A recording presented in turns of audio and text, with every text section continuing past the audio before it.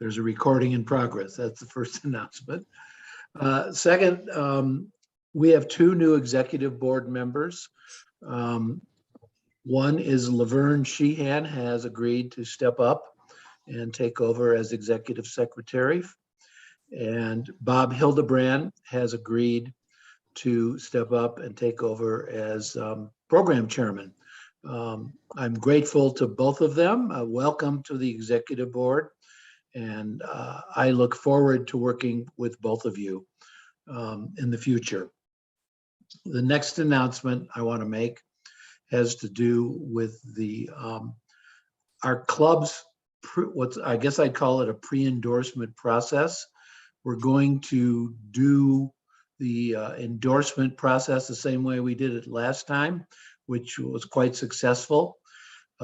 Candidates seeking the endorsement of our club will be interviewed by a 3-person endorsement committee. That committee makes recommendations to the members regarding endorsements, and hopefully will explain why they're making the recommendations, either upfront or if they're asked to explain. Then the members will vote on endorsements. There will also be nominations for endorsements from the floor of the member endorsement meeting.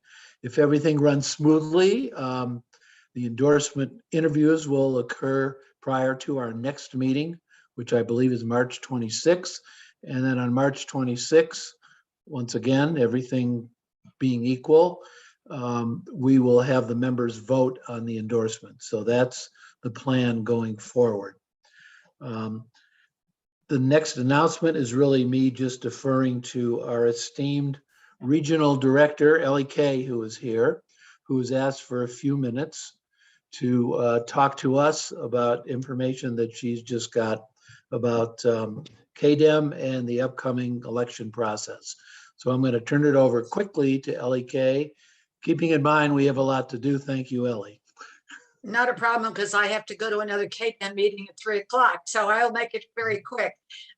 There was a meeting this morning regarding the convention, which, as you all know, is going to begin on Friday, the 4th of March. That's this Friday. The convention starts. On Saturday from 4 p.m. until 6 p.m. we will be voting electronically. If you are a delegate, you will be given the opportunity to vote for the full ticket. That will be all of the statewide offices, as well as congressional districts 41, which with the pre-endorsement conference, we were unable to get the 70% for one candidate. So there'll be 3 candidates that will be on that ballot: Sharina Karani, Brian Mosley, and Will Rollins. So that will take place on Saturday. It, again, will be electronically. If you are a delegate, please go to KDEM/convention. You'll be able to get all the information. There's a lot of caucuses going on. There's going to be a lot of meetings going on. On Wednesday, as an example, on Wednesday, where am I? I'm sorry, I'm on the 2nd of March. There will be the Women's Caucus, and that is going to be a salute to women and women in justice. So it's going to be quite a convention this time around. Once again, this is virtual. So if you are a delegate to the convention and you haven't gotten your information, let me know, and I will be happy to facilitate getting whatever it is you need. Christy, you know you have my full support. I apologize, I won't be able to stay with you for the entire meeting today. Also, one last thing, if the Democrats of the Desert have lost members this year to passing, we'd like to know about it. I'd like to know about it, because at all of our conventions, for those of you who have attended, you know, there is a section that's in memoriam. And so if we've lost members to COVID or whatever this year, please let me know, and I'll make sure that their names are mentioned on the scroll that will take place at the convention. Once again, the convention will kick off on Friday, the 4th of March. The 5th, we will be voting And on the 6th, of course, will be 5th and 6th will be general meeting. So there's a lot going on. It's going to be quite a convention. We've got a lot of folks to support and to get moving on, but we will come out of that convention with an endorsed candidate for the 41st congressional district. We will have our candidate who will be running against Ken Calvert. Sorry, you know how I am when I have to mention people's names like him. So I thank you for your time very much, Stephen. If there's any quick questions, I'll be glad to take them. If not, I will see you all soon. And again, if you have any questions or any problems, I'm available. I'm back from New York. It was a great trip, but we're back to doing what we got to do. Okay. Thank you, Stephen. Very welcome, Ellie. And finally, before I turn it over to our first speaker, I want to acknowledge and recognize the presence of our first speaker is a candidate, but I'll introduce her separately. We have two other candidates here with us. Will Rollins is here, who is running for the congressional seat in 41. And I told Will he could talk for about a minute, but not make a speech for fairness reasons. And Judge, you're here. Yes. You can say hello to the members, but please don't make a political speech until we're not going to allow that until the filing is closed for obvious reasons. People who are familiar with what happened in the past, I guess I'd say. Ron Galperin is our second speaker. He's a candidate, but he'll get a longer introduction a little further on. So Will, you've got a few seconds to say hello. Thanks, Stephen. I'll keep it short. I know you've got a packed program today. So my name is Will Rollins. I'm a former federal prosecutor. I helped prosecute some of the people who attacked the U.S. Capitol on January 6th, running against Ken Calvert because I think he's a threat to our democracy. And speaking of democracy, just wanted to really quickly address Ukraine this week, because it's really important that we have somebody in Congress who cares about democracy in the United States so we can step up and help fledgling democracies like Ukraine when they really need it. So what I think the country needs to be doing right now is expose Putin the way that the administration has done it, stayed a step ahead of him by alerting the world to his plans before it's happened. They've isolated him from the world economics system, including the possibility of cutting him off from SWIFT as a nuclear option if they take this aggression further. And then we've got to do what the president said we're going to do, which is defend every inch of NATO territory and possibly invoke Article 5 if Russia expands its aggression into other states in Eastern Europe. How you can help, we're going to put up some information in the chat right now. We've got a link to some organizations that are doing great work to help the people of Ukraine as they are fighting for their democracy right now, which is pretty incredible. And so I encourage you to take a look at that link. And then the last thing I'll just say is the party convention is next week. Got 57% of the vote at the pre-endorsement conference. So thank you to those of you who voted for me. And if you didn't vote for me, I'm asking now that you consider doing so, because I think that the pre-endorsement vote showed that I've got a path to the party's endorsement. And the sooner that the party can unite around a candidate who can beat Ken Calvert, the sooner we can raise the war chest that it will take to beat him. And I've got thank you, Will. Thanks, it's a good thing you didn't make a political speech. From the judiciary, from the bench, we're going to have Judge Strunsky speak. Judge is running for Riverside County. Donald. I'm sorry. Riverside County DA. So please say hello and keep it short because we're very busy. Okay. What are we so busy with, by the way? I'm sorry. First of all, I'm Burke Strunsky. I'm running for Riverside County District Attorney. So I'm a lifelong Democrat. I have the support of many of the Democratic leaders here in the county. I'm sorry. And somebody, I'm looking. Somebody needs to mute. What? So I'm a lifelong Democrat, and right now the only Democrat in the district attorney's race. We know the incumbent is Republican. So far, I've garnered the support of many of the Democratic leaders. I was a prosecutor for 15 years, and I've been a judge for 5. It's time for everybody to step up. There's tremendous injustices and ineffectiveness in our current district attorney. And so I'm going to come back and ask for all of your support. Thank you. Thank you, Your Honor, which I'm used to saying. All right, I'm going to move right now. Our first speaker is Christy Holstedge.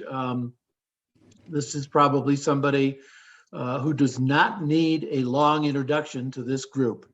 I think everybody knows Christy. She is the current mayor of Palm Springs.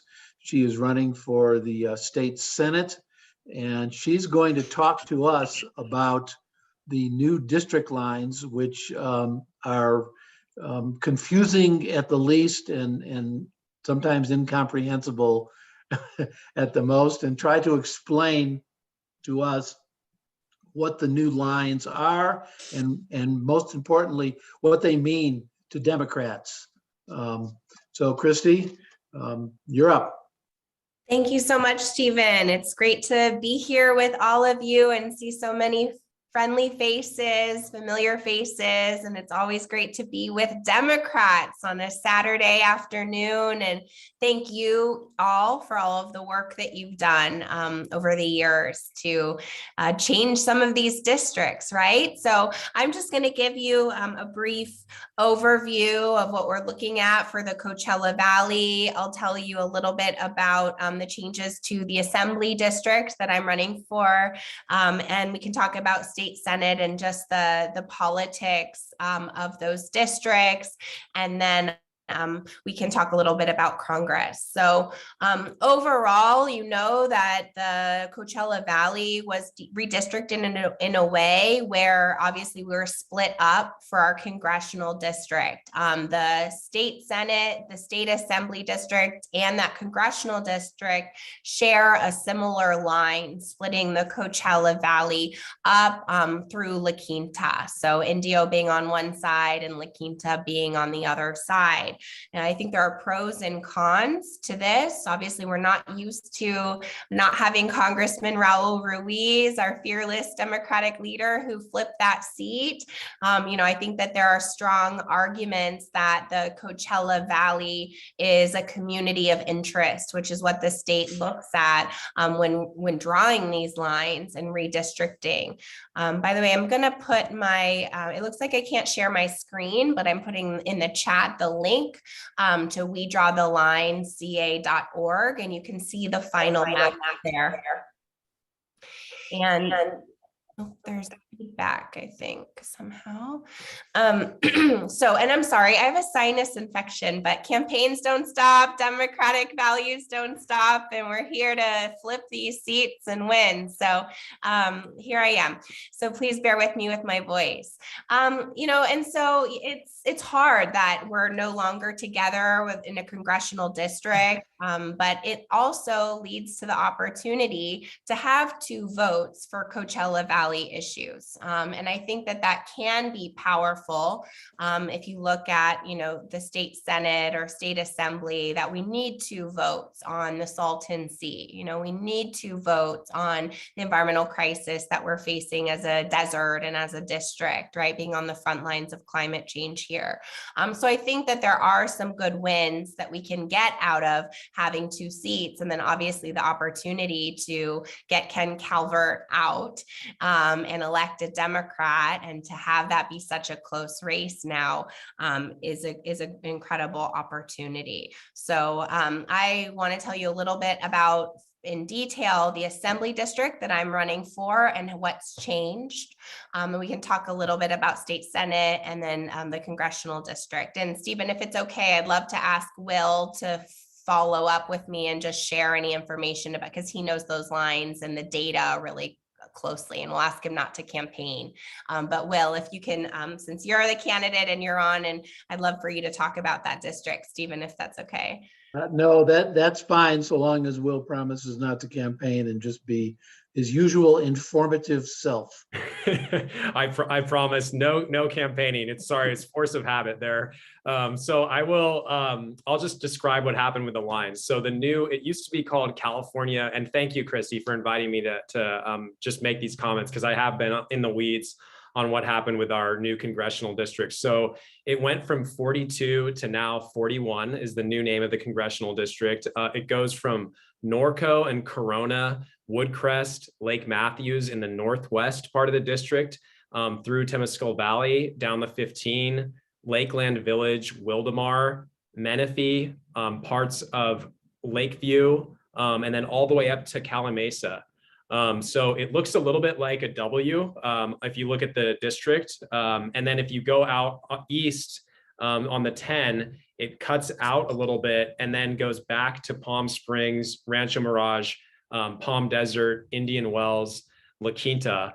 The great news for all Democrats in this cycle is that the demographic change and the registration change, we just got some updated numbers from the Registrar of Voters. Only 838 voters total separate registered Republicans and registered Democrats in this new congressional district, which is remarkable. That's out of 450,000 registered voters, and there are 90,000 voters with no party preference. So it is a huge pickup opportunity for our party as a whole in these midterms. And I think we can get rid of him this year. So with that, I'll kick it back to Christy to take over with the rest of her redistricting presentation.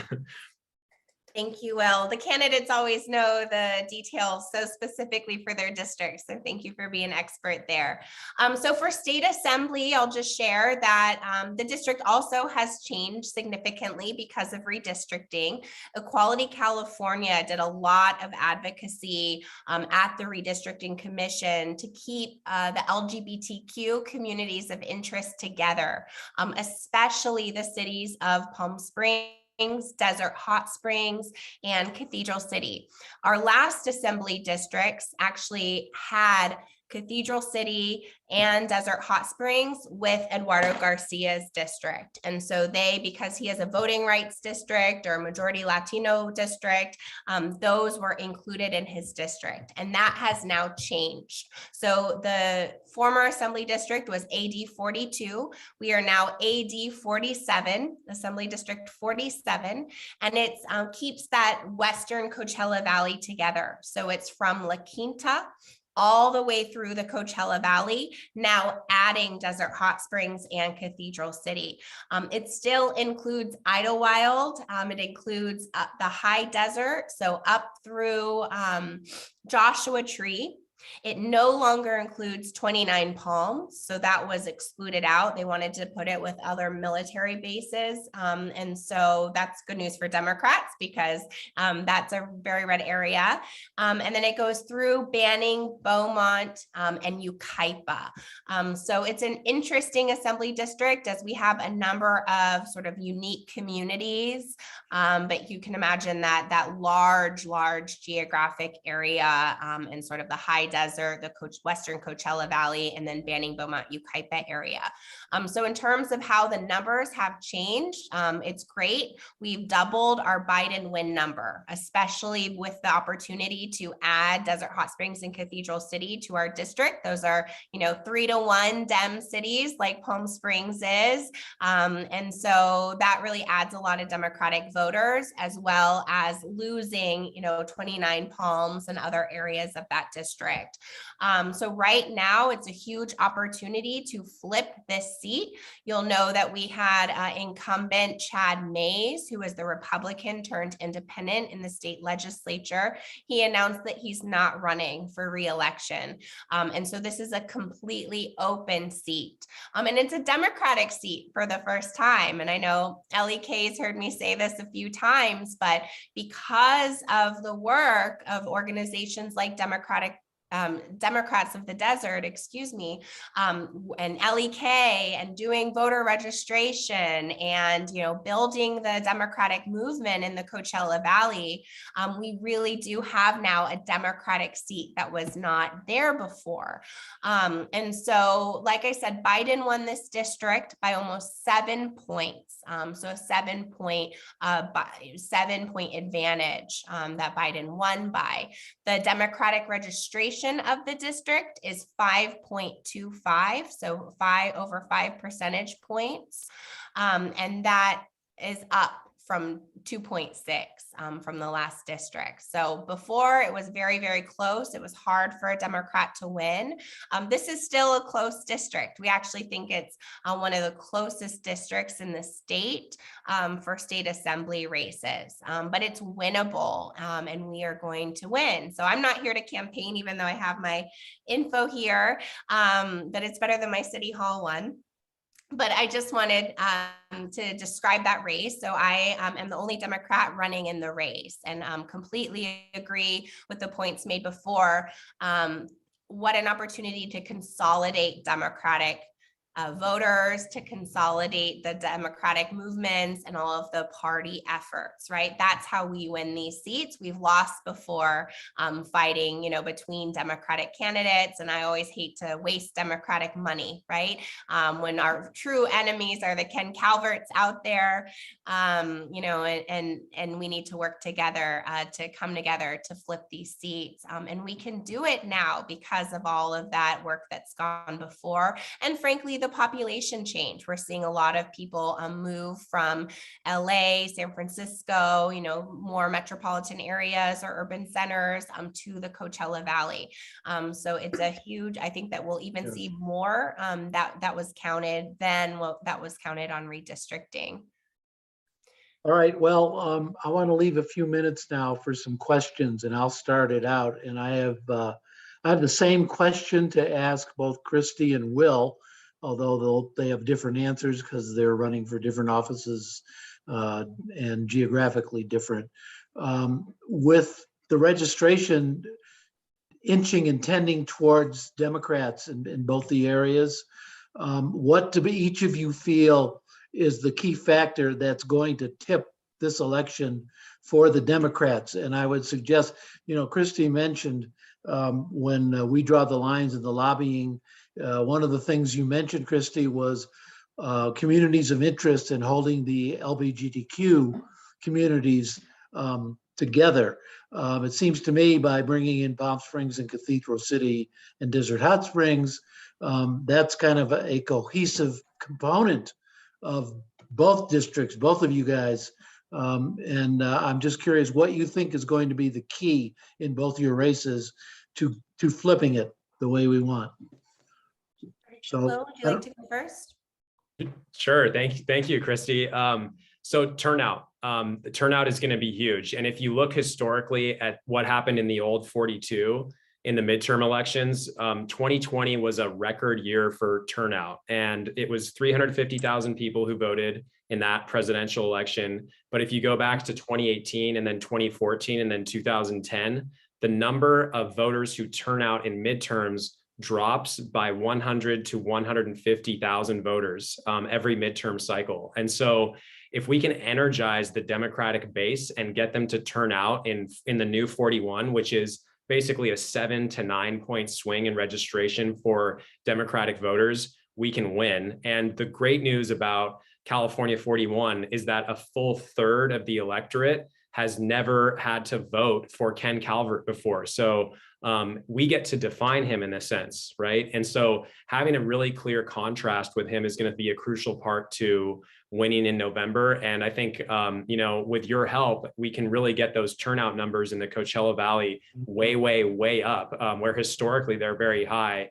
And all of those desert cities, as I mentioned earlier, actually went Biden in 2020, including La Quinta, by 0.5%. And so I think if we can get people energized, that's going to be crucial for the midterms.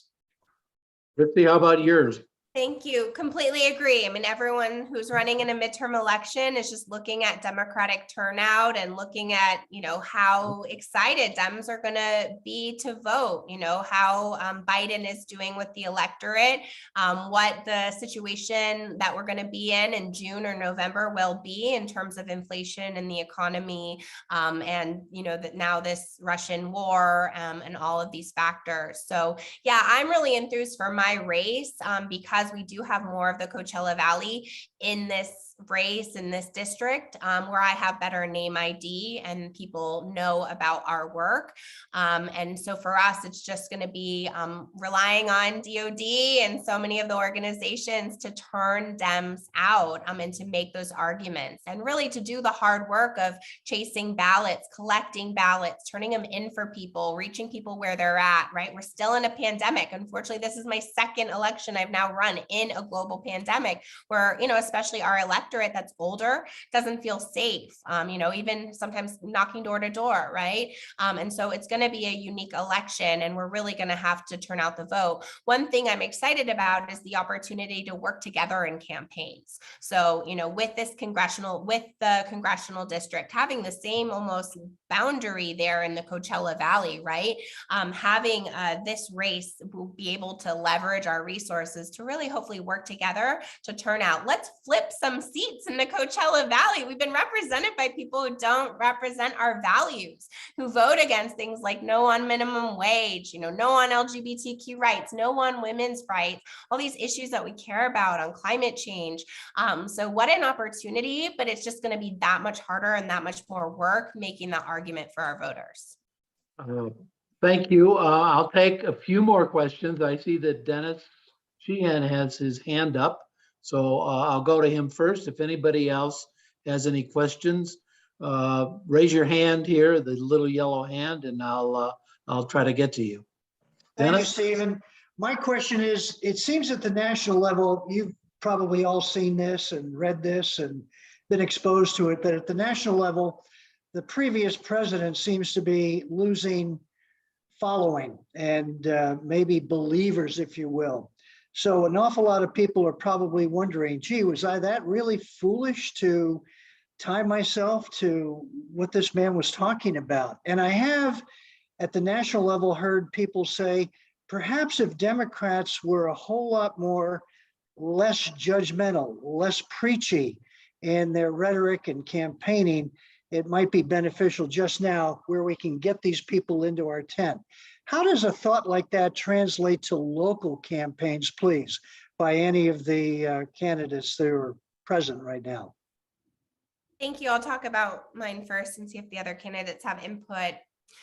The good news is that we're running a straight Democrat versus Republican race. So I didn't say this in my opening. So I'm running as the only Democrat.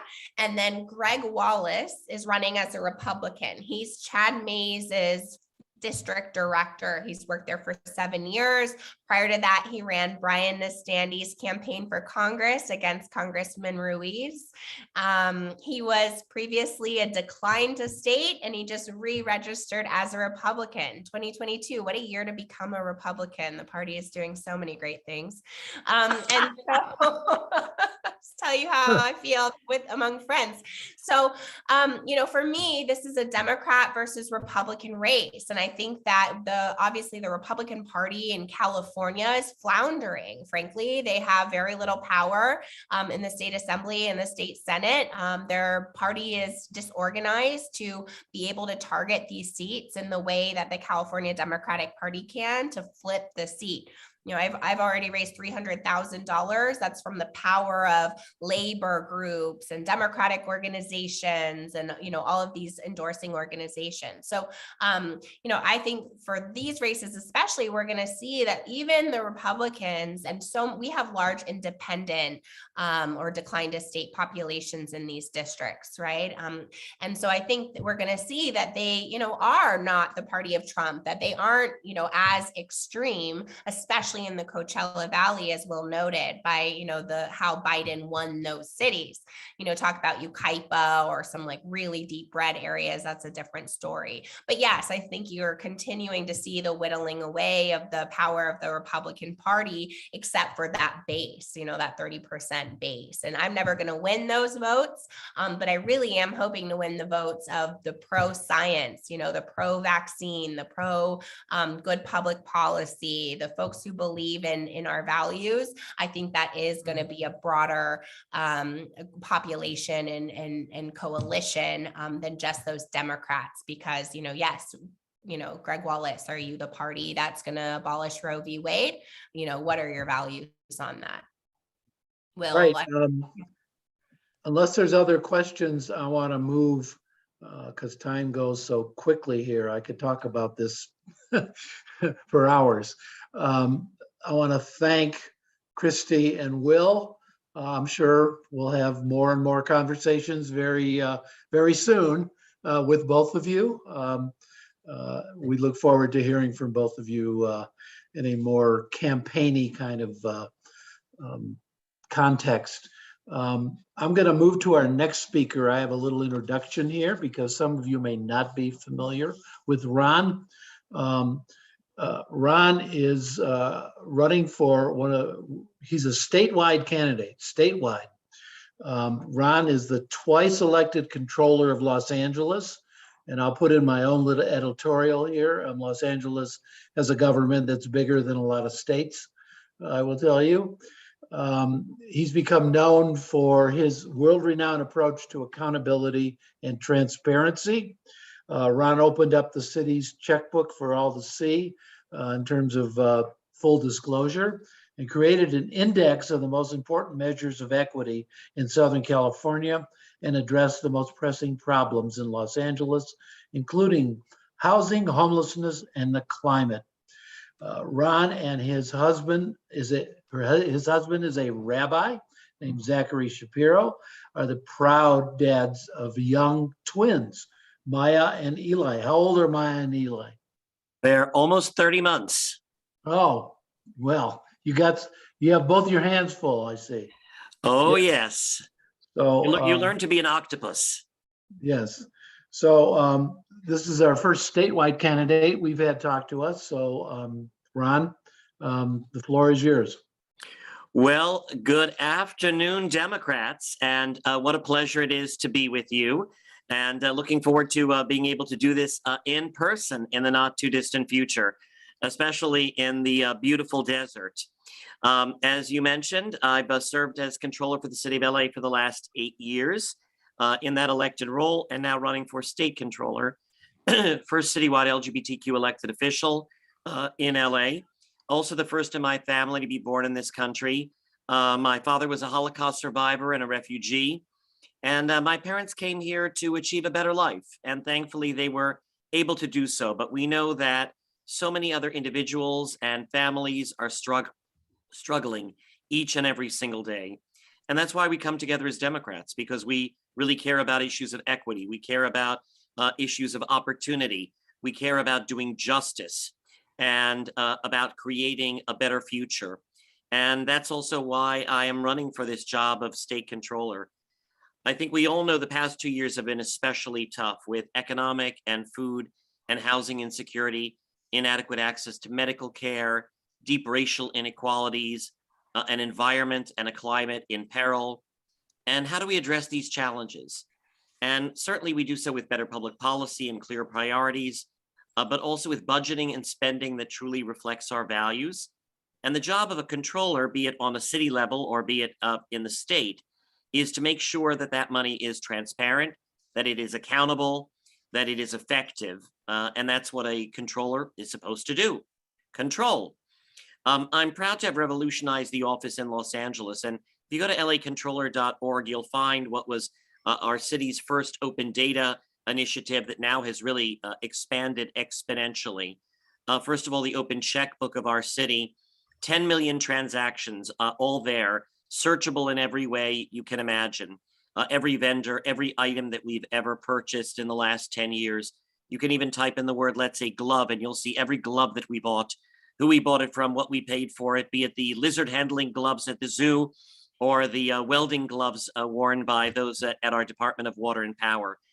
It's about a radical transparency that is supposed to really create a greater amount of openness and honesty and accountability and civic engagement. And also we've got dashboards for every one of our departments. We've got very hard-hitting audits on the issues that are most important, including one that I issued this week looking at the monies that we're spending on homeless housing. And are we getting our money's worth when it's taking 3 to 6 years to build at very, very high costs? And how can we actually save lives more immediately? How can we reduce the costs? How can we increase production and speed up the timeline.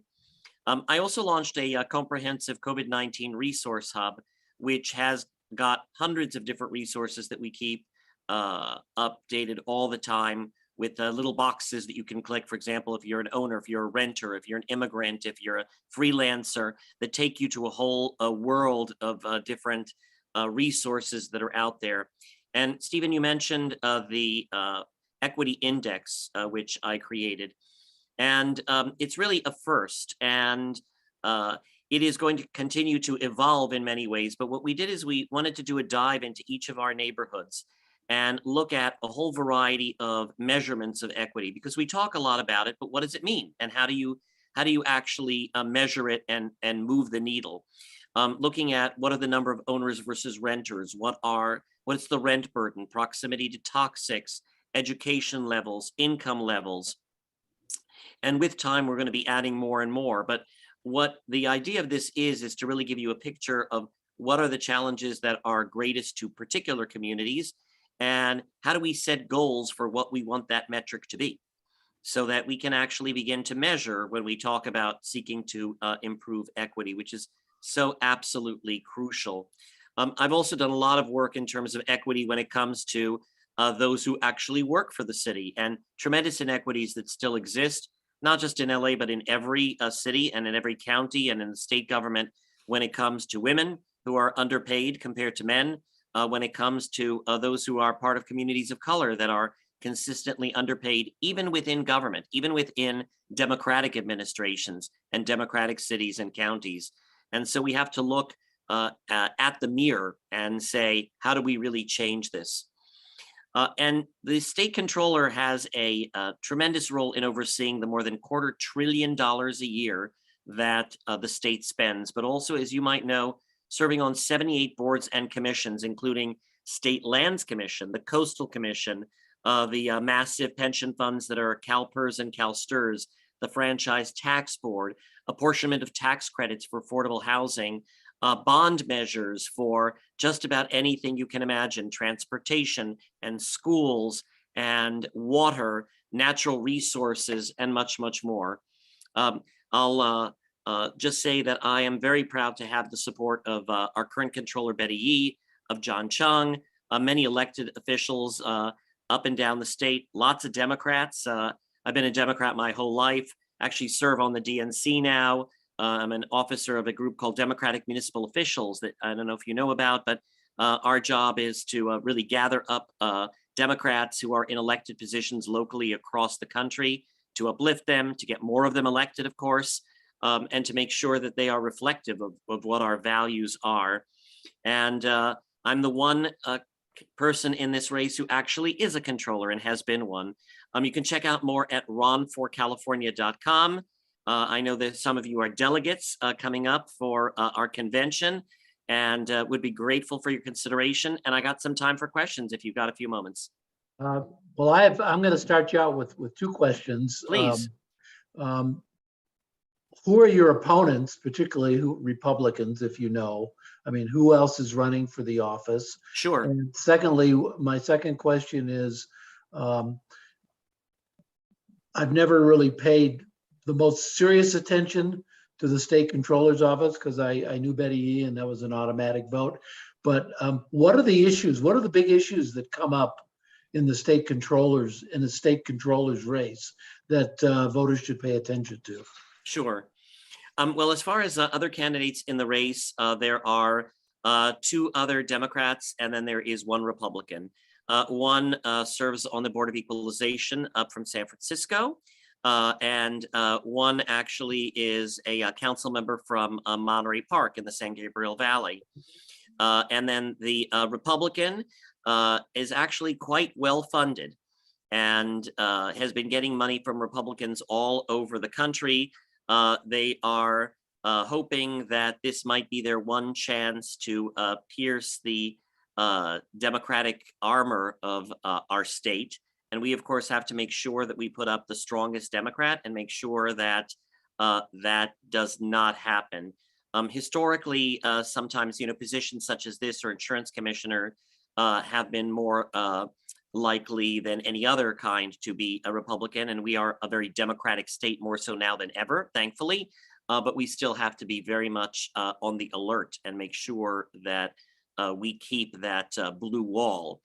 As far as the issues that are right now high up on people's list, well, first of all, everybody wants to know, really, no matter where they are politically or where they are on the spectrum, they want to know that the money that the state has is being put to good use. They also want to know that it is being overseen well, that we're getting good results. And the controller not only oversees the money being spent by the state, but also has a role in making sure that all of the local jurisdictions are reporting their numbers to the controller, that they're doing so accurately. And I want to create a whole new platform by which they can do so in a much more consistent and a much more transparent way, because we have to deliver results as Democrats and as elected officials and as a state.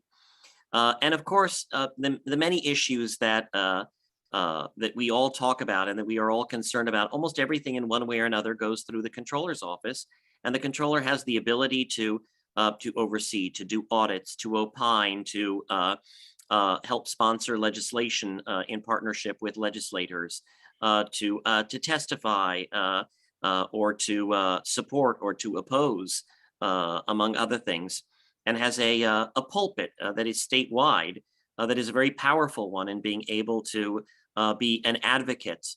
Moreover, with all of these boards and commissions, we're talking about billions and billions of dollars that get distributed for almost anything that you can possibly imagine. And it's important to have a real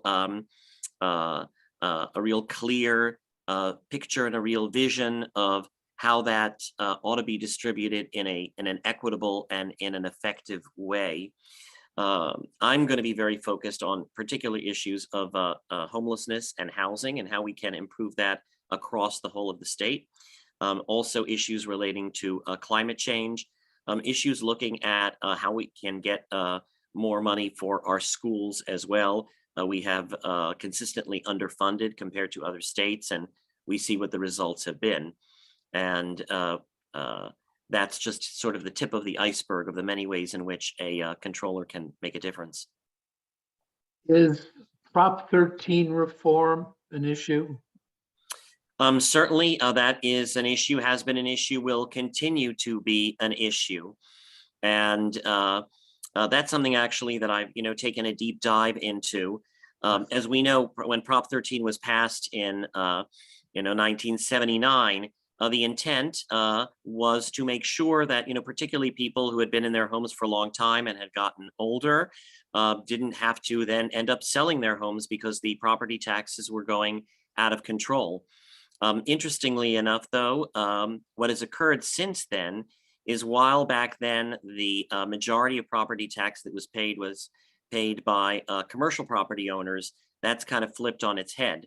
And now most of it is in fact paid by residential property owners, because there's a lot of commercial properties that do not get reassessed so long as they continue to be owned in a single legal entity.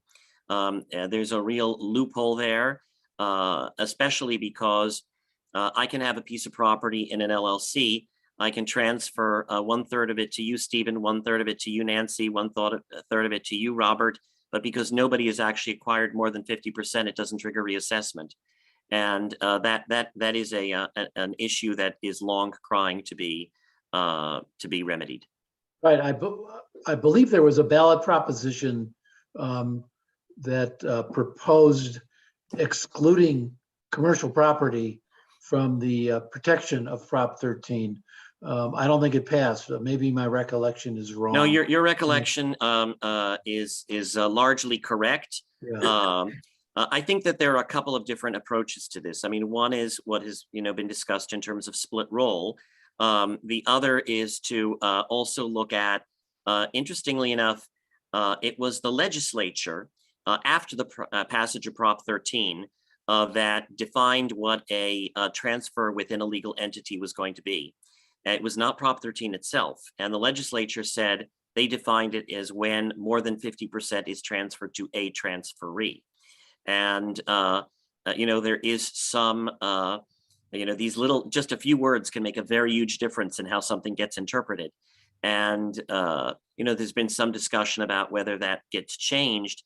Even if you were to change that to, let's say, take the word transferee out, single transferee, you would actually have a huge difference in terms of how the law is executed.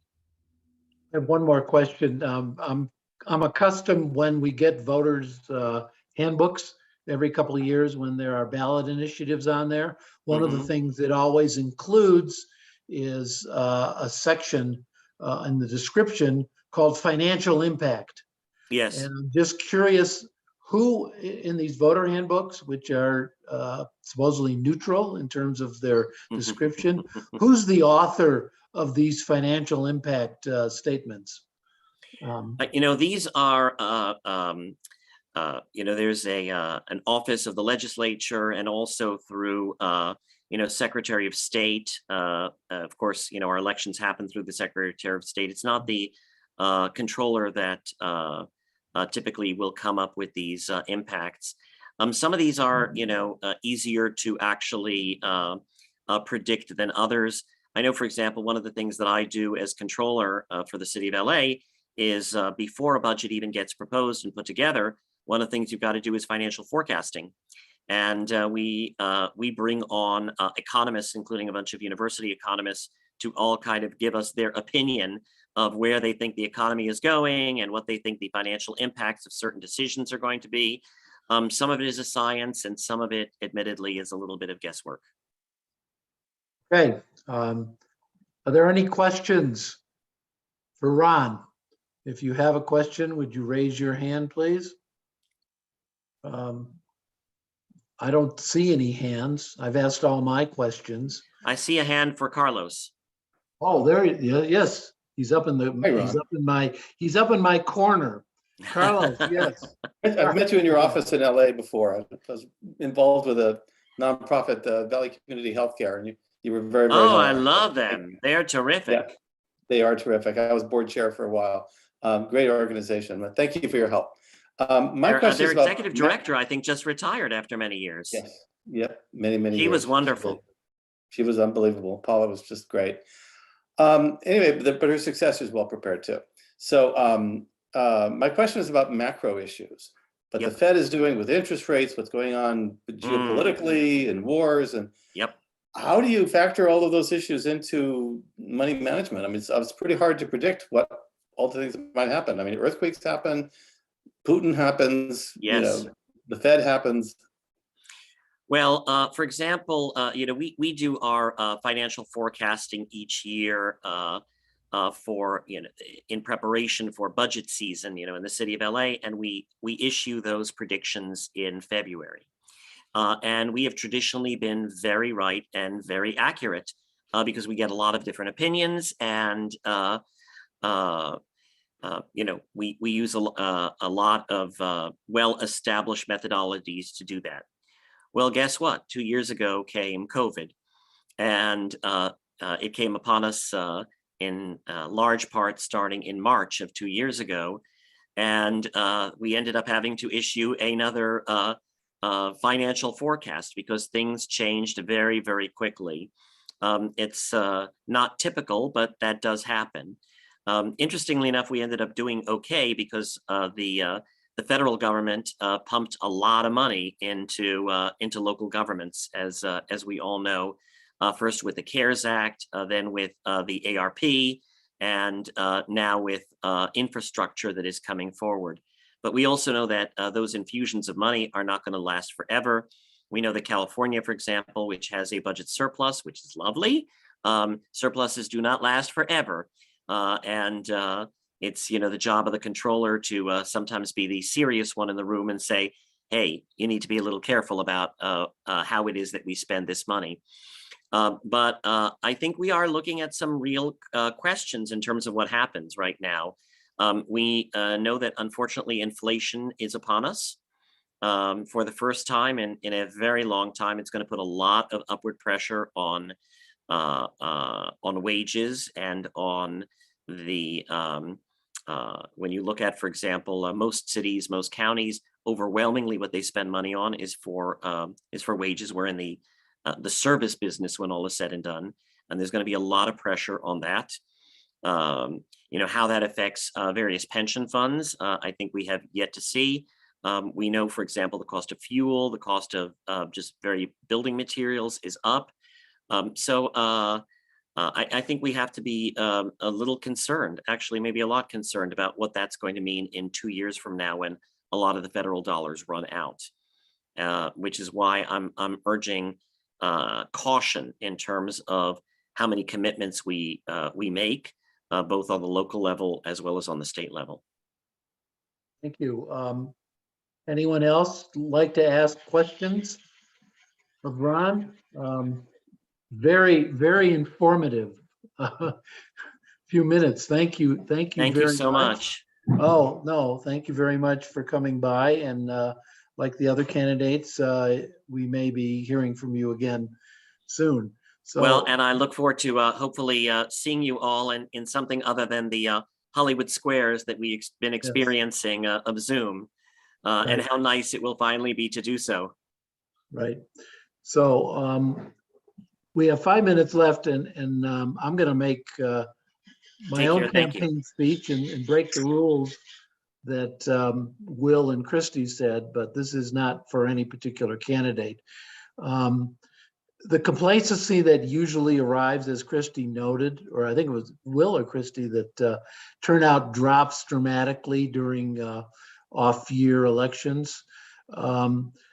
We should not allow that to happen now. We are in very strange times, and the results of this election are going to reverberate much longer than a lot of midterm elections do. The Democrats' hold on the House is tenuous at best and could be lost. And the Democrats' hold on the Senate, of course, is it's technically non-existent if it weren't for our vice president, who can cast a vote, and several other Democrats who sometimes don't always act like Democrats. I won't name any names here, but I think everybody knows who they are. So we as Democrats of the desert and California Democrats, we have our job cut out. And whether we pick 10 people that may not have been thinking of voting and try to persuade them to get out there and vote and flip these districts, I want to assure everybody that this club will do everything possible to get out as many people as possible. And I encourage all of you to help. It's easy to go to our meetings and pay your dues, but as Woody Allen once famously said, 90% of success in life is just showing up. And it's important that we show up and not just talk, but do something.